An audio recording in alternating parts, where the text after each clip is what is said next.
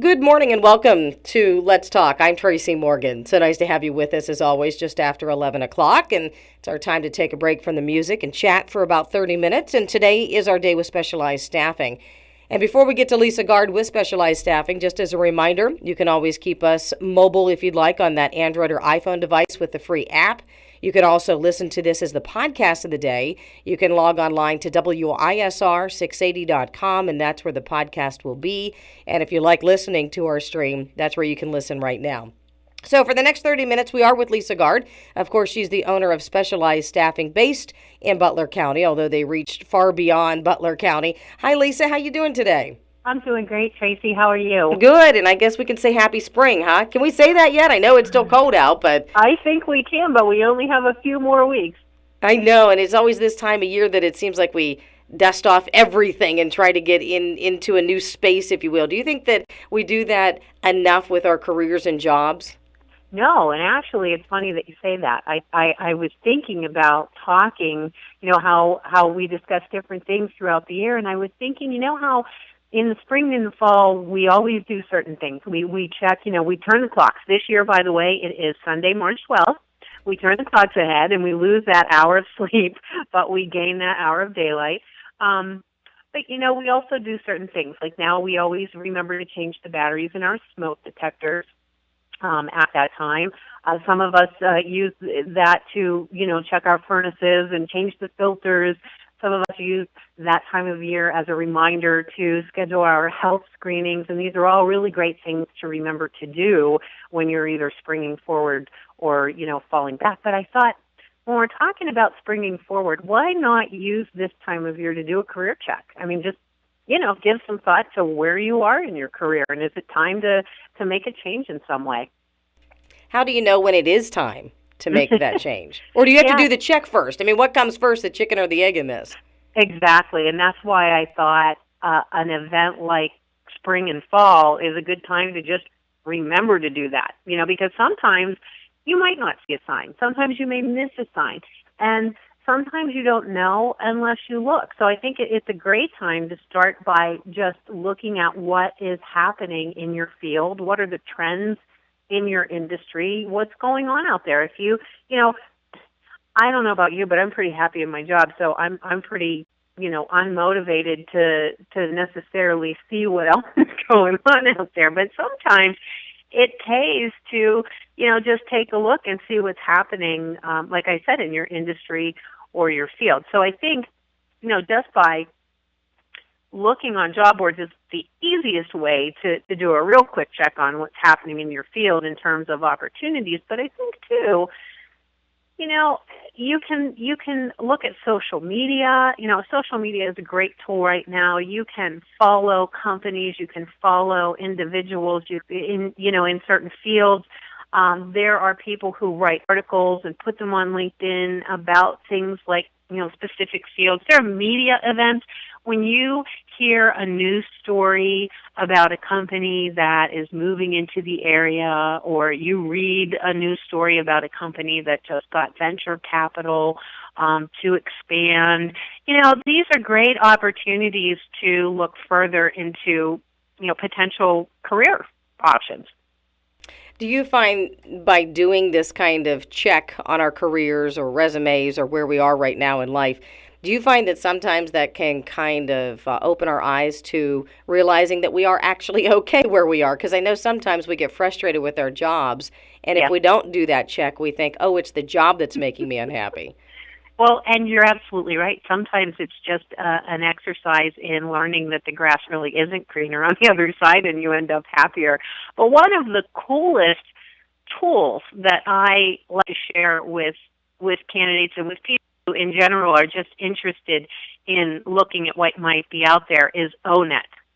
ONET is an online resource. It's a government resource that you can go there and you can explore career options. You can browse career options by anything. And what's really cool is not only by just your interest or your strengths or, region, which is, pretty obvious. You would want to, look at potential opportunities that are local or somewhere that you want to be. But They'll also, you can pull up opportunities by outlook. So you can actually use the criteria that you only want to look at career options that have the brightest career outlook, in a certain region.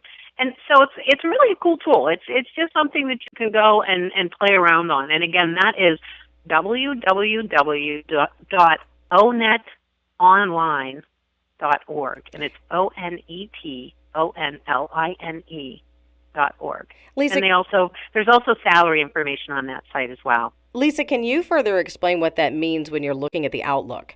I'm not sure if I would know if I went on to that website exactly what parameters that I'm looking for. It's almost like when we've talked before and you've talked about the culture of a company. When I first heard that, I thought, what does that mean? So when you're talking about the outlook of a certain industry or career, what does that mean? Mm-hmm. So right now, I can tell you that the outlook for careers, technical careers, especially in our region, like machinists, CNC machinists, CNC programmers, the outlook for those types of careers is very good right now. And I'm saying this, and I want you to know that I'm saying this from what I'm hearing from the customers we work with. We work very frequently with manufacturing companies, and the positions we focus on are more in the accounting, finance, human resources, sales, marketing, administration, engineering, production management. But very frequently, my clients are telling me that it's very difficult to find people with technical skills. Those are the 2-year degree skill level, the VOTEC skill level. We're just not seeing as many applicants being turned out into the marketplace as we used to. So because of that, because the demand is greater than the supply, the outlook for those fields is very good. I can give you an example where coding, medical coding, years and years ago, this is years ago, this is no longer the case, but medical coding became very popular years ago as a skill. And a lot of people were coming out of school with medical coding degrees. That's kind of it was a 9-month, certificate program, but we had just a gazillion applicants looking for medical coding. But the demand for medical coders was not as high as the supply. So the career outlook for that particular career, and again, I digress, this was years ago, wasn't so great because there were just more candidates than there were openings. So did I explain? Does that make sense? It does, because then I would think if you wanted to make a career change, you could see what your interests or where they are. If there's any growth there, at the same time, again, you could feel happy in your job where you are. And just Absolutely. Be able to so stay. If you aspire to be a quarterback in the NFL, the outlook is probably a lot less likely than if you want to be a CNC programmer in Butler County. Absolutely.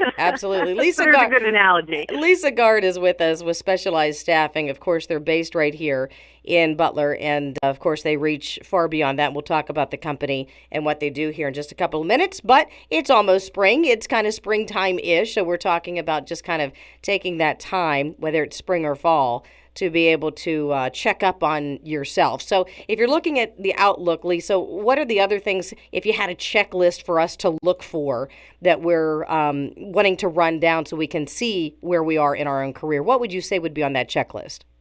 Oh, sure. Well, obviously you want to make sure it's something that has a good outlook, that's strong, that there are opportunities out there. Also, you want to look at the salary information, and again, on the ONET site, there is salary information. But, obviously, if you're looking to make a career change, you're looking for personal reasons. So that checklist is up to you. Are you looking for more money?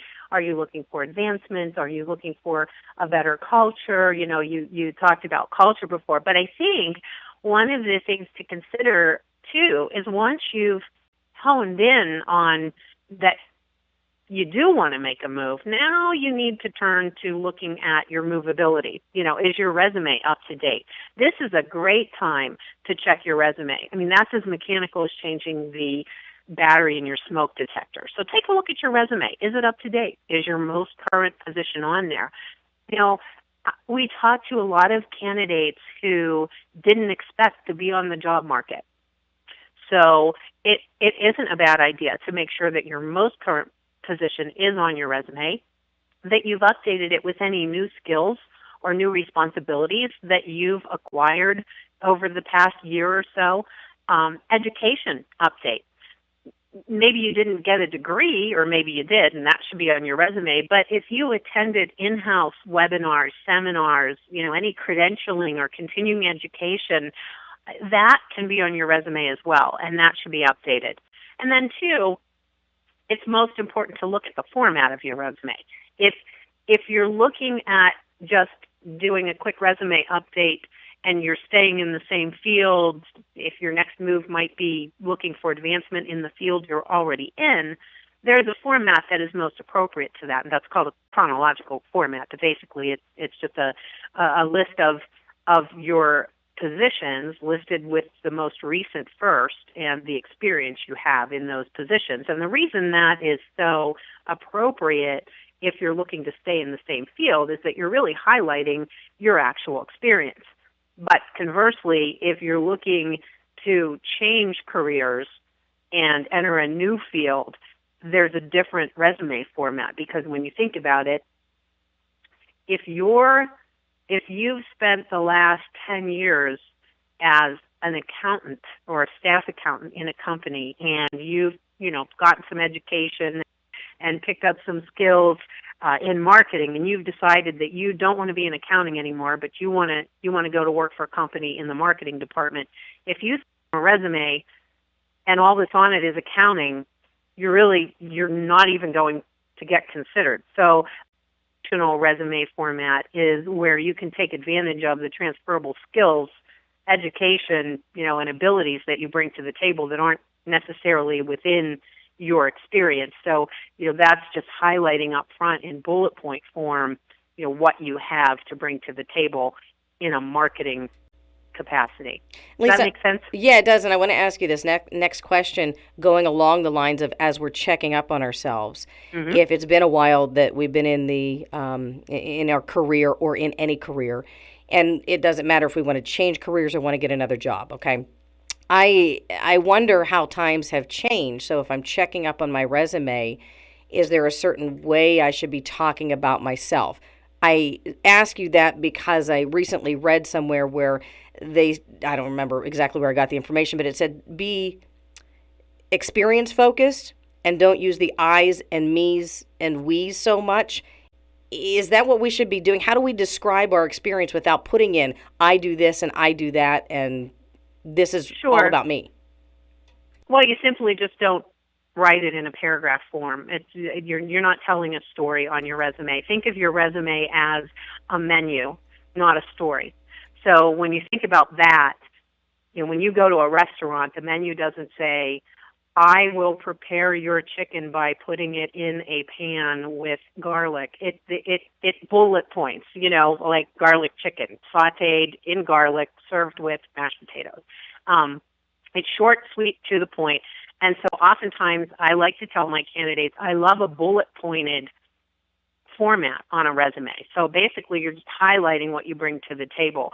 You have the opportunity to talk about what you did when you have the interview. The purpose of your resume is simply to get a hiring manager motivated to pick up the phone and call you and schedule you for an interview to have dialogue. What you're talking about is dialogue. So if that makes sense, when to look at your resume as a menu as opposed to the story. You'll tell the story when you get in the door. The menu is going to get you in the door.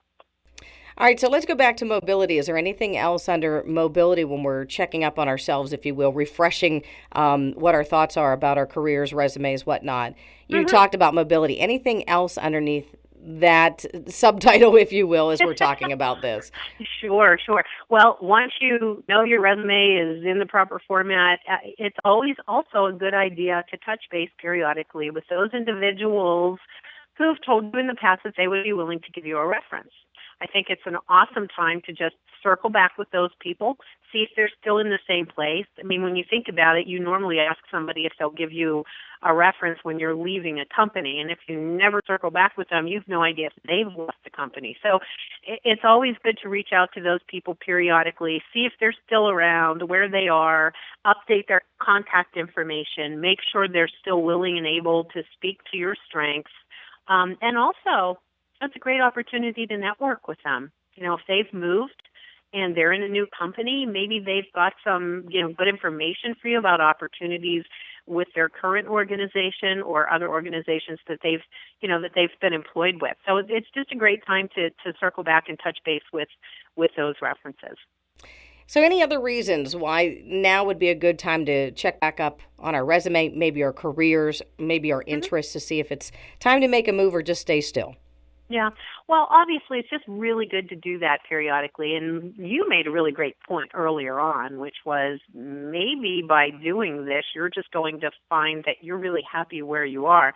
But another thing is, you may discover that there are opportunities within your current company that you could be, potentially targeting a promotion. And maybe there are opportunities in other divisions or other departments that may be of interest to you, and you've already got, insider connections at the company you're working for. So, that's a great, that's a great thing to do at this time too. One of the things I also wanted to touch on, and I mentioned before, that social media is a great, tool right now that we use. And I think it's very important for people to understand that social media can have a big impact on your job search or on your consideration for a job or even on your current employment. But, I think it's important to keep in mind Facebook, Pinterest, Instagram, these are all much more social sites.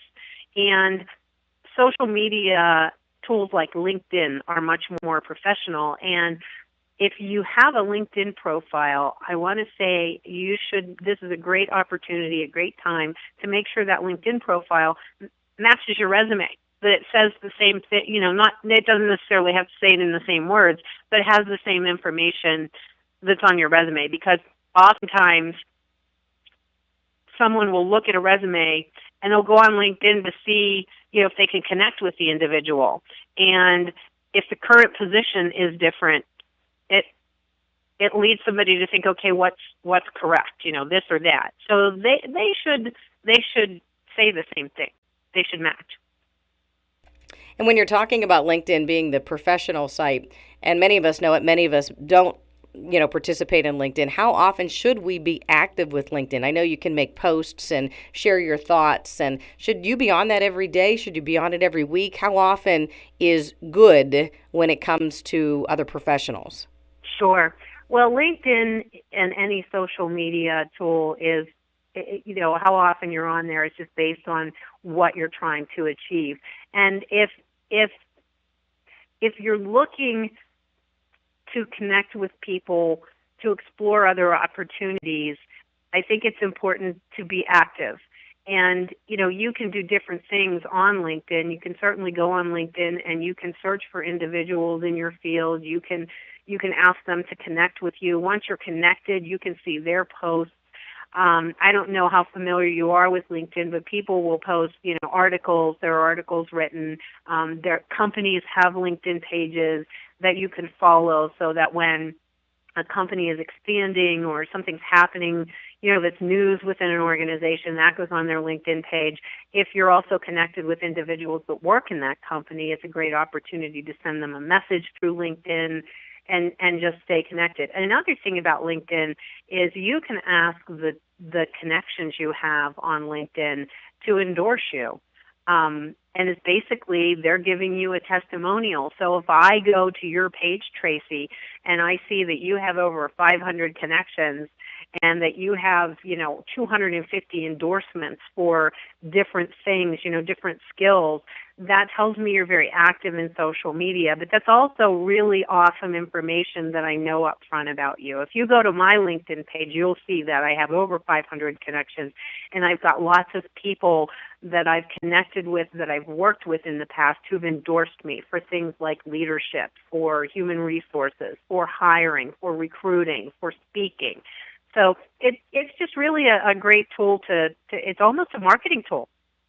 It is a marketing tool. It is a marketing tool. And Yeah. you mentioned that as the person who's looking for a job, you could ask for people's endorsements, but those come up almost automatically. And the reason I say that is that it would be nice. It's nice for us to know who aren't looking for a job to endorse our friends or other people or other professionals, because it would Right. help them in the long run. Mm-hmm. Absolutely. See, and I never thought of it that way. So it's just interesting that you talk about that and how LinkedIn is very important. Are there any other websites that are professionally based like LinkedIn that we should be on? LinkedIn is the one I use most often. I'm sure there are others out there, but I typically resonate toward LinkedIn just because I'm so active in it. All right, so Lisa, I do want to talk about your company, take a few minutes there, but any other areas that you'd like to cover when we started talking about this is spring, or well, we'd like it to be spring, but a couple of weeks away, that it's a good time to check up on ourselves and our career.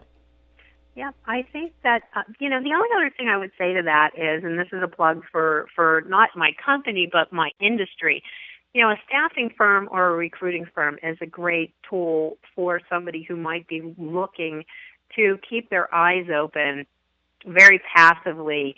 And I say passively, and it's like, okay, well, if you're passive, then you're really not doing anything. But if you're happy where you are, but you would want to be made aware of opportunities in your field, a staffing firm or a recruiting firm is a great tool to use, because you're busy, you're working, you meet one time with a professional recruiter, you have an interview, you give them your references, you talk with them about what your interests are, where your skills lie, you give them your preferences with regard to location, commute time, type of company, size of company, industry, culture, salary, compensation structure. You give them all of your preferences.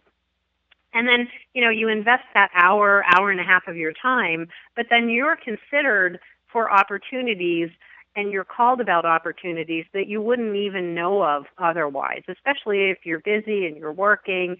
But when a recruiter takes the time to call you about an opportunity, it's because that opportunity matches what you said you were looking for. So it's a great way to, and I say passively, because basically your recruiter is your eyes and ears out there for opportunities that are happening that you're not even aware of. And you're not under any obligation. If you meet with a recruiter and they call you about an opportunity, you can always say no. But those types of companies are a great resource. Lisa, and you are very well versed in what you're talking about, because you've been doing it, just for a couple of years now. So you're going on 20 years this year? Yeah, I can't even believe it. Yes, we're 20 years old this year. We started in July of 1997. My goodness. And I'll bet you just look back and think, where did those years go? I know.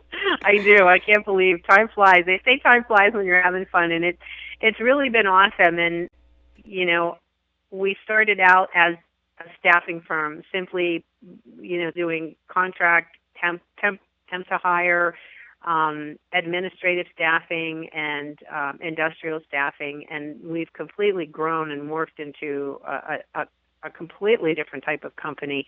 While we still do work with temporary staffing in the administrative level, we are working much more in direct hire positions in fields, in management level, production management, engineering, human resources, accounting, finance, administration, and also regionally we've grown as well. Our footprint covers the whole western Pennsylvania area into western New York, eastern Ohio. I have an office in Erie County. And so, it's just amazing how much we've grown. So as you're celebrating or working up to the date coming up here in a couple of months, what are you going to be doing? I understand you have some things on social media. Sure, yeah. If you like us on Facebook, periodically we run little contests. I think the last year we ran a contest, tell us your funny boss stories, and people can win little prizes and things like that. So if you like us on Facebook, we'll be having different activities and initiatives and contests and things like that throughout the year as we celebrate our 20th anniversary. And your 20th is in the middle of the summer, so are you going to continue the celebration then through the end of the year? Sure. Oh, good. I think it's good. I think it's nice to be able to celebrate an entire year. You've worked so Absolutely. hard. You're doing such a fabulous job. And like you talked about your expansion and where you are now. So, hats off to you. And I know Butler County is very proud of you and very proud that you're based right here in Butler County. Thank you. Yeah, and so are we. And it's really interesting. You just mentioned being proud, and I'm really proud. I have to share this story with you. This morning, we have a morning meeting every day, and in this morning meeting, we all take turns talking about something a win that we had from yesterday, something that went really well, or something that we're thankful for. And then we take another round and we talk about what our most important activity is for the day. If I only get one thing done today, it's going to be this, what my goal is for the day. And one of my recruiters today, and this happens frequently, and this is why I'm proud of my team. One of my recruiters today, she filled a position yesterday, and it's been a couple of months filling it, and it's a very high level position, and it was, really a great opportunity. Business-wise, but her win this morning in our meeting was that she got the opportunity to talk to the candidate's wife that she was placing, and the wife shared with her how much it means to them that they're able to move back to our area, that they want to be near their family, they want to be near their parents, and so her win was how good she felt when she realized, or that she not that she didn't realize it before, but it just made her realize how much more we're doing than finding somebody a job. We're really changing the lives of people, and not just the people we place, but their families. And it really made me proud to hear her say that, because it isn't just about the bottom line. It really is about the effect we have on the people we work with. Lisa, let's get your contact information. We only have about 2 minutes with you left, but how do we get a hold of specialized staffing? You can visit us online at www.thebestworkwithus.com. You can call us at 724-287-8380. And those are the two best ways to reach out to us. If you do go on to our website, thebestworkwithus.com, you can also apply online. You can take a look at a list of all of our current opportunities.